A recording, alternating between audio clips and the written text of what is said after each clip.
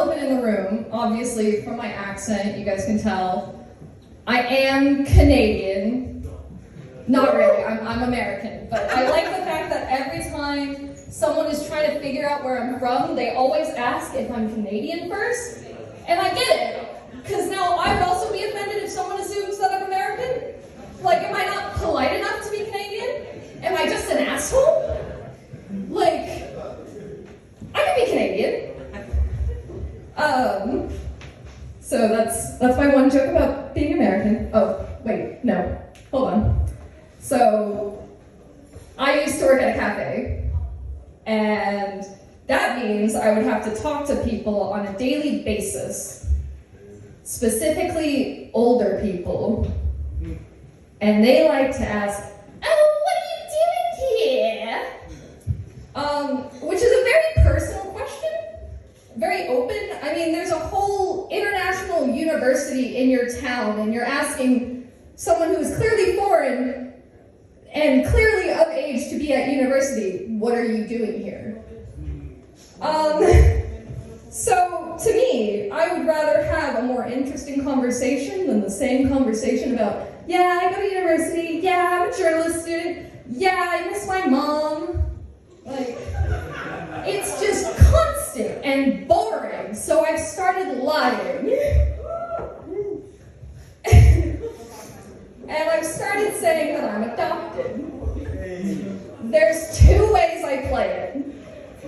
Either one, they ask, "Oh, what are you doing here?" My parents died when I was a child, and I now live with my grandmother. She's dying, though. Thanks. Which, makes them feel bad, and at least they have a story to tell when they go home. Because could you imagine your grandmother at the Christmas dinner table going, "I met an American the other day. She's adopted by her grandmother in the UK. She's dying." It's a good story to tell. The other option is that, what are you doing here? I was adopted when I was a kid, and I'm now reuniting with my birth parents. Happier story. And then get real excited and really happy for me. They're like, "Oh my God, I'm so glad you're fine." That's a cherished memory. Yeah, it is. There's also the option that I was kidnapped by one of my parents and brought to the US against my will, and I'm now finally back with the normal parent. I have said that to someone before, and I really want to know if they've ever told anyone else. Because it was all a lie. Right, that's all. That's all my American stuff. Don't talk to me about it anymore. I'm sick of it. So recently I was at university, and for those of you who don't know, at university you get a personal tutor who's basically there to just kind of help you exist at university in whatever capacity that may be. My university tutor recently told me I should make my book of memoirs because I've had a hard life and I choose the hard path. And at first I was kind of like, that seems like work and I don't really want to do that. But then I thought about chapter names. So chapter 1 would be My Childhood According to My Mother. And it's going to start off with this one specific story about how I was driving my mom home from a party, so she was drunk, and I was driving, and I was having a very sentimental moment with her. I was telling her how I'm so stupid, and she doesn't really understand how dumb I am. I was telling my mom I hate myself, which is a great thing to tell your mom. And she was very drunk, and she started saying, "You're like the smartest kid I know. You've always been so smart. When you were a baby, you were so smart. You knew how to lie since you were 1. I'm sorry. Is lying now the level of intelligence a person has? And so I proceeded to ask, as anyone would, what the fuck do you mean? I was lying since I was 1 year old. How does that prove intelligence? And she's like, oh, when you were a 1 year old kid, I would come over and I would see you holding something, and you would hide it behind your back and drop it, and you would say, I'm not holding anything. You knew I didn't know everything. So apparently that means I'm intelligent. And obviously, the line has continued, but only in a funny way. So, clearly, smartest person in the world. Chapter 2 would be my life according to my father. And it's just going to be filled with trauma. Because who doesn't love a chapter full of trauma? Am I right, ladies? I'm not going to get into that now because that feels a little weird.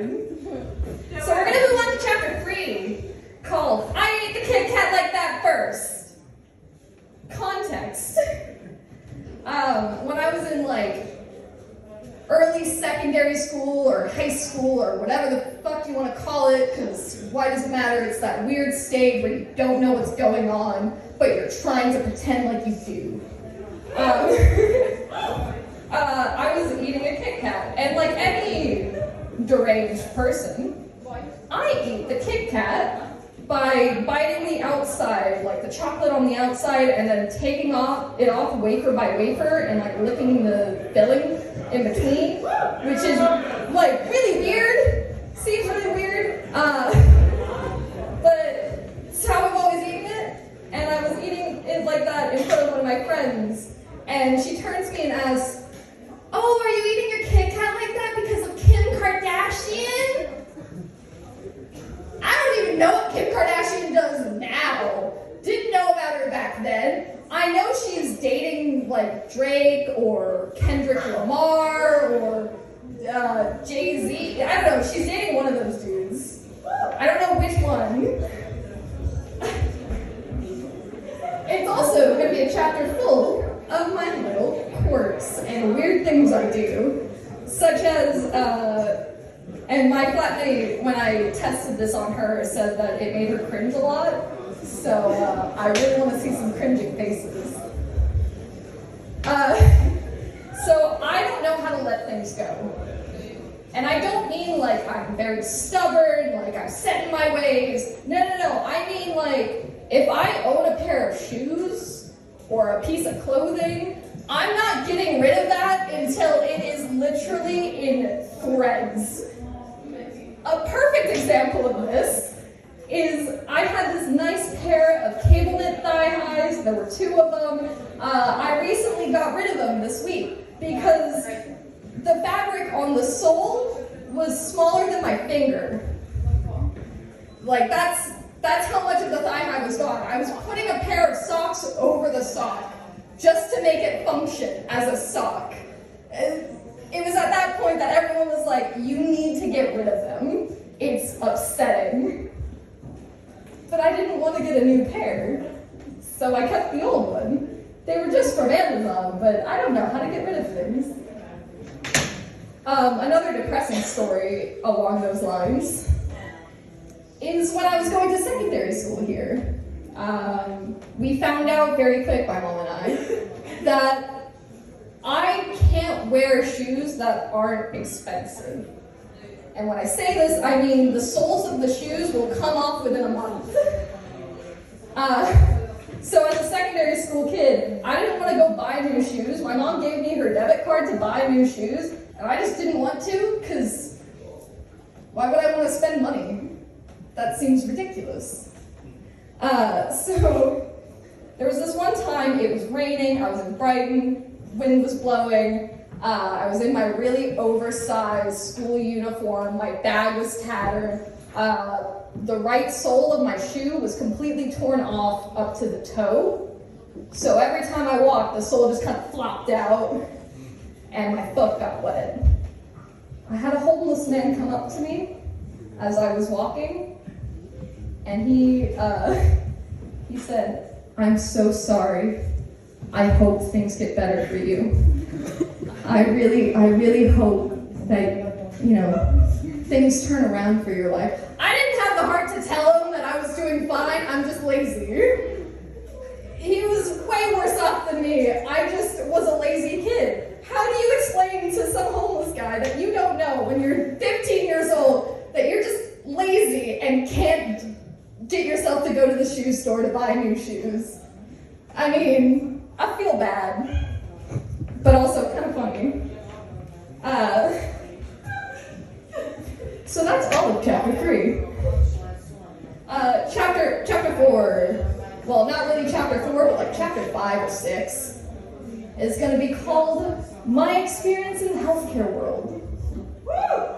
And this is a chapter dedicated to comparing U.S. healthcare, specifically health insurance, and the NHS. Have you ever gone to a doctor's appointment to complain about your bad back, and all you get told is, man, that sucks? And then you have to pay the doctor $100 because they said, man, that sucks? I have. Felt great. I was working minimum wage. $100 was like my pay for a whole day.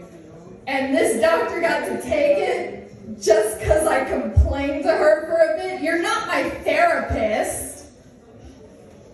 I pay her $150 because there's a lot wrong with me. So I then had to get x-rays for my back. So that cost $5,000 to get an x-ray of my back. I have never seen $5,000 in my entire life, and it cost $5,000, and I had insurance. Insurance covered like $2,000 of that. And then I get a call from the x-ray place. I don't remember what it was called. And they're letting me know I still owe $2,000. And I asked them why. I already gave you my money. Please leave me alone. And they told me I needed to pay $2,000 to have someone look at it. The person that looked at it found nothing. My physical therapist did. That's what insurance is like. That's what the U.S. healthcare system is like. The NHS may suck, but man, is it better than paying $7,000 for an x-ray.